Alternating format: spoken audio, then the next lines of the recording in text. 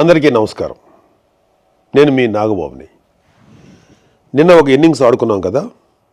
ఇది హిందూ ద్రోహి వైసీపీతో మనం ఆడుకునే సెకండ్ ఇన్నింగ్స్. మనం చిన్నప్పుడు మంత్రాలకు చింతకాయలు రాలుతాయి అనే కథలు వినేవాళ్ళం.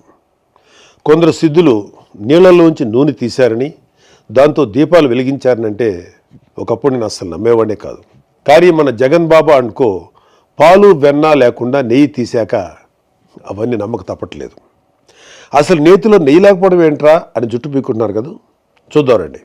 ఒకళ్ళని చాలా మంచి హెల్దీ, హైజీనిక్ అండ్ ఆర్గానిక్ భోజనం వండి పెడతాను అని చెప్పి ఇంటికి పిలిచి అందుకు చాలా డబ్బు కూడా తీసుకొని మార్కెట్లో చీప్గా దొరికే నకిలీ బియ్యం, కెమికల్స్ నిండిపోయిన సరుకులు, ప్రమాదకరమైన ఎసెన్స్తో ఉన్న పచ్చళ్ళు లాంటివి వేసి భోజనం పెట్టి, ఏదో ఒకటి భోజనం అయితే పెట్టాను కదా, భోజనం పెట్టకుండా మోసం చేశానా అని దబాయిస్తే అలాంటి మీరు ఏమంటారు?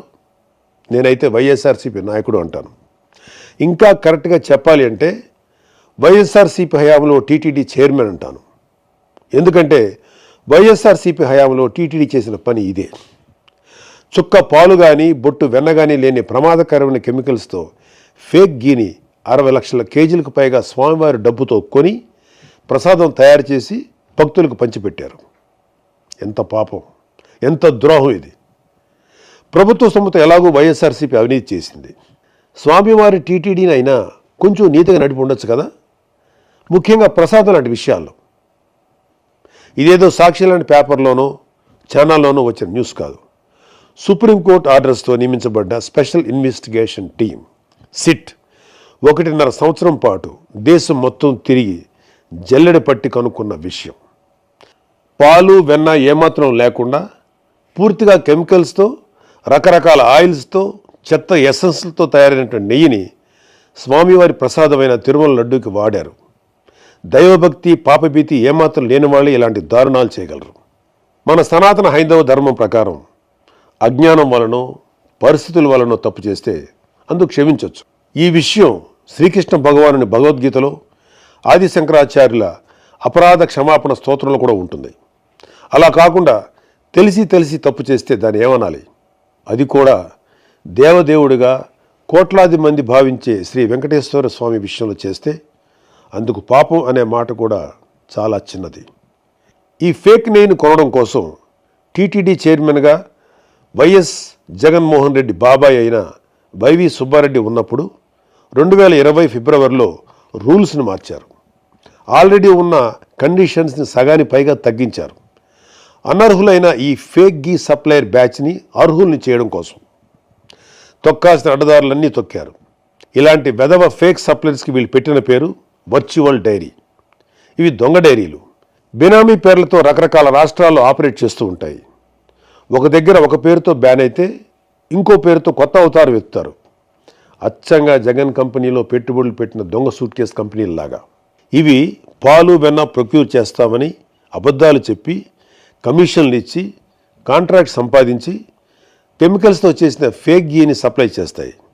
మరొకసారి గుర్తు చేస్తున్నా, ఇవేవి నేను ఇంకెవరో పుట్టించిన మాటలు కాదు. సాక్షాత్తు సిట్ 36 మందిని నేరస్తులుగా చెప్తూ వేసిన ఛార్జ్ షీట్లో ఉన్న విషయం. నేను వైవి సుబ్బారెడ్డి పేరు ఏదో రాజకీయ అక్కస్తో తీయలేదు. అతని పిఏని సిట్ అధికారులు అరెస్ట్ చేసి విచారిస్తున్నారు. ఊరికినే కాదు, ఆధారాలతో. ఇవన్నీ ముందు చెప్తాను.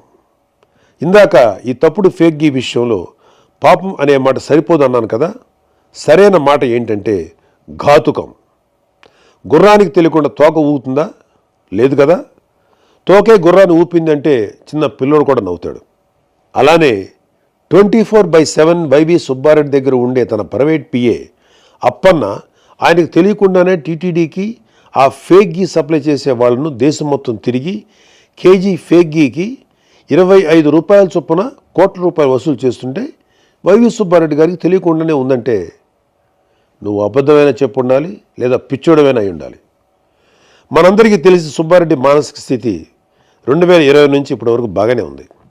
స్వచ్ఛమైన నెయ్యి, పోనీ చాలా వరకు సహజమైన నెయ్యి సప్లై చేసి ఎవరూ కూడా కేజీకి ఇంత డబ్బు అని చైర్మన్ ప్రైవేట్ పిఏకి కోట్లు కమిషన్ ఇస్తాడా? ఒక ప్రైవేట్ పిఏ అయిన అప్పన్నని జైల్లో పెట్టిన సిట్ 36 మందిని నేరస్తులుగా ఛార్జ్షీట్లో పెట్టిన సిట్, మొత్తం 250 కోట్ల రూపాయల స్కామ్ జరిగిందని చెప్పిన సిట్ ఎందుకు అప్పటి చైర్మన్ వైవి సుబ్బారెడ్డి పేరును ఛార్జ్షీట్లో పెట్టలేదు, అసలు జైల్లో ఇంకా ఎందుకు పెట్టలేదు అని రోజు జనాలు అడుగుతున్నారు. ఒక ఎమ్మెల్సీగా నన్ను ప్రభుత్వ వేదికల్లో అడగమంటున్నారు. అడుగుతాను, మీ దగ్గర రివర్స్ టైం మిషన్ ఉందా? వైఎస్ఆర్సీపీ వాళ్ళ దగ్గర, ముఖ్యంగా టీటీడీ చైర్మన్గా చేసిన వాళ్ళ దగ్గర ఉంది. అది ఎలా? ఆశ్చర్యపోతున్నారా? సాధారణంగా కాలం గడిచే కొద్దీ వస్తువుల ధరలు పెరుగుతూ పోతాయి కదా, కానీ వైఎస్ఆర్సీపీ హయాంలో టీటీడీలో మాత్రం ధరలు తగ్గుతూ పోయాయి. మరీ ముఖ్యంగా నెయ్యి ధర 2020లో 600 రూపాయల నుంచి 423కి తగ్గింది. 2022లో 400 నుంచి 319కి తగ్గింది. మనందరం ఇళ్లలో నెయ్యి అంతో ఇంతో వాడేవాళ్ళమేగా. స్వచ్ఛమైన ఆవు నెయ్యి కేజీ ఎక్కడైనా 423కి లేదా 319కి దొరకటం మీరు ఎక్కడైనా చూసారా? ఎన్ని కేజీలు బల్క్గా కొన్నా కూడా సుమారు 700 రూపాయలు కేజీగా ఉండే నెయ్యి 423కి, 2 ఏళ్ల తర్వాత 319కి రాదు కదా. అంత తక్కువ ధరకు నెయ్యి దొరుకుతుందంటే అది నెయ్యే కాదు అని అర్థం. ఈ విషయమే సిట్ నిర్ధారించింది కూడా. అసలు అది నెయ్యే కానప్పుడు కల్తీ జరిగిందని ఎలా అంటారు అనే మేధావులు కూడా వైసీపీలో ఉన్నారులేండి. అది వేరే విషయం. ఒక సాధారణ భక్తుడు నన్ను అడగమన్నది ఏంటంటే, అసలు వీళ్ళను తక్కువ ధరకు కొనమని చెప్పింది ఎవరు? పూజలు చేసే అర్చకులా? కాదు. కానుకలు ఇచ్చే భక్తులా? కాదు. మరి ఇంకెవరి మేలు కోసం ఈ నెయ్యి ప్రొక్యూర్మెంట్ ధరలు ఇంతలా తగ్గిస్తూ పోయారు? వాళ్ళ జేబులు నిండడం కోసం, పనికిమాలిన ఫేక్ గీని కమిషన్లు తీసుకొని ఎక్కువ కొనడం కోసం చేసిన పని. అడుగడుగునా ఇలాంటి దారుణాలు నెయ్యి విషయంలో చేస్తూ పోయి ఇప్పుడు ఏం కాలేదు కదా అని తిరిగి దబాయిస్తున్నారు. ఉల్టా చౌక్ కొత్వాల్కో డాంటే అనే సామెత ఇలాంటి వాళ్ళని చూసే పుట్టింది. ఒకసారి జరిగితే పొరపాటు, రెండోసారి జరిగితే యాదృచ్ఛికం, మూడోసారి కూడా జరిగితే కావాలని చేస్తున్నారు అని అర్థం. అసలు వైఎస్ కుటుంబం అధికారంలోకి వచ్చినప్పుడే టీటీడీ ఎందుకు వివాదాల్లో ఉంటుంది? ఈ విషయం ఇప్పటి జెన్జీ తరానికి తెలియాలి. అంటే కొంచెం గతంలోకి వెళ్ళాలి. వైఎస్ రాజశేఖర రెడ్డి టైంలో చూస్తే 100 ఏళ్లలో ఎప్పుడూ లేని విధంగా టీటీడీ పరిధిలో ఎన్ని కొండలు వస్తాయి అనే వివాదం మొదలెట్టారు. అదేంటి, 7 కొండలు మనమే కదా, అసలు ఈ డిస్కషన్ ఏంటి అని హిందువులు కోప్పడితే అప్పుడు టీటీడీ పరిధిలోని 7 కొండలు ఉన్నట్లు వైఎస్ రాజశేఖర రెడ్డి జీవో ఇవ్వాల్సి వచ్చింది. నేను నాస్తికుణ్ణి, రేషనలిస్ట్ అంటేనే వైసీపీ వాళ్ళు ఇంత గోల చేస్తున్నారే. మరి వైఎస్ రాజశేఖర రెడ్డి ఒక నాస్తికుడు, ఒక రాడికల్ స్టూడెంట్ యూనియన్లో పనిచేసి బూతు సుప్రభాతాలు రాస్తూ హిందూ దేవుళ్ళని, ఆచారాలని అవమానిస్తూ వచ్చిన భూమన కరుణాకర్ రెడ్డి లాంటి వ్యక్తికి హిందువులందరూ వద్దు వద్దు అంటున్న టీటీడీ చైర్మన్గా ఎలా నియమించాడు? వైఎస్ జగన్మోహన్ రెడ్డి కూడా అధికారంలో ఉన్నప్పుడు అదే పని చేశాడు. అలాంటి ఒకసారి టీటీడీ చైర్మన్ చేస్తేనే హిందువులు బాధపడ్డారు. అలాంటి రెండోసారి కూడా చైర్మన్గా చేయడం ఎందుకు? హిందువులు బాధ పెట్టడం కోసమా? వైఎస్ రాజశేఖర రెడ్డి, జగన్మోహన్ రెడ్డి వంశపారంపర్యంగా క్రైస్తవులు.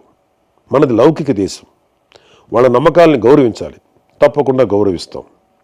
వాళ్ళని అడిగేది ఏంటంటే, వాళ్ళ మత సంస్థలకి ఒక నాస్తికుణ్ణి, ఒక దైవదూషణ చేసేవాడిని చైర్మన్గా పెట్టి అలాంటి వాడి చేతికి మత సంస్థ డబ్బు, నిర్ణయాలు అప్పచెప్తారా? లేదు కదా. మరి టీటీడీ విషయంలోనే ఎందుకు అలా చేశారు? ఇలాంటి నిర్ణయాల వల్ల కదా ఇవాళ దారుణమైన కెమికల్స్తో, ఏవేవో ఆయిల్స్తో నిండిన ఫేక్ గీ టీటీడీ ప్రస్తావనలోకి వచ్చింది. గతం భవిష్యత్తుకు దిక్సూచి అవ్వాలి. ఎలాంటి వాళ్ళు వ్యవస్థలు నడిపించారనే విషయాలు ఇప్పటి తరానికి తెలియాలనే ఇవన్నీ చెప్తున్నాను తప్ప ఎవరిని నొప్పించడానికి కాదు. ఇప్పుడు వైఎస్ఆర్సీపీ వాళ్ళు చెప్పే అతిపెద్ద అబద్ధానికి వద్దాం. సిట్ తన ఛార్జ్షీట్లో ఆ ఫేక్ గీలో ఎలాంటి యానిమల్ ఫ్యాట్ లాంటి పదార్థాలు లేవు అని చెప్పేసింది అని వాళ్ళ నీలి మీడియాలో రాసుకుంటున్నారు, చెప్పుకుంటున్నారు. నిజంగా కొవ్వు లాంటి పదార్థాలు లేకపోతే సంతోషమే. కానీ ఇక్కడ మనం జాగ్రత్తగా నిజాలు తెలుసుకోవాలి, రాబట్టుకోవాలి. మరొకసారి ఇలాంటి తప్పు జరగకుండా చూసుకోవాలి.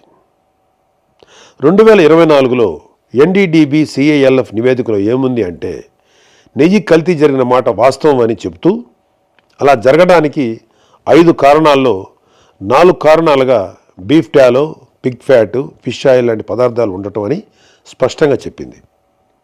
ఇప్పుడు వచ్చిన సిట్ ఛార్జ్ షీట్లో ఎక్కడా కూడా ఎన్డీడీబీ సిఐఎల్ఎఫ్ నివేదిక తప్పు అని చెప్పలేదే. చెప్పుంటే మేము కూడా అమ్మాయి అనుకునేవాళ్ళం. సిట్ ప్రస్తుతం ఎన్డీఆర్ఐ ద్వారా చేయించింది లార్డ్ అంటే పందికొవ్వు టెస్ట్ మాత్రమే. అది కూడా 10% కంటే తక్కువ ఉంటే మేము చెప్పలేము అనిందే తప్ప ఇతిమిద్దంగా లేదు అని తేల్చలేదు. లేదు అని తేల్చుంటే మాకన్నా సంతోషపడేవాళ్ళు ఇంకెవరూ లేరు. ఇప్పుడు జరిగింది nuclear DNA based PCR test మాత్రమే. ఇంకా ఎంటీడిఎన్ఏ బేస్డ్ టెస్ట్ జరగాలి. ఎన్డీడీబీ రిపోర్ట్లో చెప్పిన అన్ని జంతు పదార్థాలకు జరగాలి. అప్పుడే ష్యూరిటీ శాంక్టిటీ ఎస్టాబ్లిష్ అవుతాయి. పవన్ కళ్యాణ్ గారు కానీ చంద్రబాబు నాయుడు గారు కానీ శ్రీ వెంకటేశ్వర స్వామి మీద అచంచల విశ్వాసం, భక్తి, గౌరవం కలిగిన వాళ్ళు. జగన్లాగా గౌరవం ఉందని చెప్పి డిక్లరేషన్ పైన సంతకం చేయని బాపుతు కాదు. వాళ్ళిద్దరూ మాట్లాడింది ఎన్డీడీబీ సిఐఎల్ఎఫ్ రిపోర్ట్ ఆధారంగానే. అది ఒక జాతీయ స్థాయి సంస్థ అయిన ఆ రిపోర్ట్ని వాళ్ళు ప్రజలకు చెప్పారు. అంతే తప్ప ఎప్పుడో 2029లో వచ్చే ఎన్నికల కోసం 2024 సెప్టెంబర్లో ఆరోపణలు చేస్తారా? ఏమైనా అర్థం ఉందా? అసలు మన ప్రభుత్వం, ప్రజలు కోరుకునేది ఒకటే. అసలు ఎందుకు టీటీడీ రూల్స్ చేంజ్ చేసి అనర్హులకు కాంట్రాక్ట్ ఇచ్చింది అని, ఫేక్ గీతో ఎందుకు స్వామివారి ప్రసాదం తయారు చేశారు అని, స్వామివారి సేవలో ఉంటూ డబ్బు 250 కోట్ల స్కామ్ ఎందుకు చేశారు? ఇవన్నీ అపచారాలు కాదా? వీటిలో ఒక్కదానికైనా వైఎస్ఆర్సీపీ నాయకుల దగ్గర సమాధానం ఉందా? లేదు. ఎంతసేపు సిట్ ఛార్జ్షీట్లో ఉన్న ఒక సగం టెస్ట్ రిపోర్ట్ని మాత్రమే చెప్పి తప్పించుకోవాలనే తాపత్రయం తప్ప జరిగిన పాపాల పట్ల చిన్న బాధ కూడా లేదు. అది ఇంకా దారుణం. సిట్ మరింత వేగంగా, ఎఫెక్టివ్గా విచారణ, అన్ని రకాల టెస్టులు చేసి ఈ ఫేక్ గీ విషయంలో పాత్రధారులతో పాటు సూత్రధారులను కూడా అరెస్ట్ చేయడంతో పాటు శిక్షలు కూడా పడేలా చేయాలని ఎమ్మెల్సీగా కంటే ఒకటి సగటు భారతీయుడిగా కోరుకుంటున్నాను. నేను చివరిగా ఒకే ఒక మాట చెప్తాను. దేవదేవుడైన వెంకటేశ్వర స్వామి జోలికి వచ్చి ఆ దేవుడి సొమ్ము తిన్న వాళ్ళు ఎవరూ కూడా బాగుపడినట్లు చరిత్రలో లేదు. స్వామివారికి ద్రోహం చేసిన వైసీపీనే కాదు, మేము హిందువులమని చెప్పుకుంటూ ఆ పార్టీని వెనకేసుకొచ్చే ప్రతి ఒక్కడు తల్లి పాలు దాగి రొమ్ము గుద్దే హిందూ ద్రోహులే. ఈ మాట నేను నా ధర్మాన్ని గౌరవిస్తూ ఇతర ధర్మాలను ఏనాడు కించపరిచిన ఒక హిందువుగా, ఒక భారతీయుడిగా చెప్తున్నాను. జై హింద్.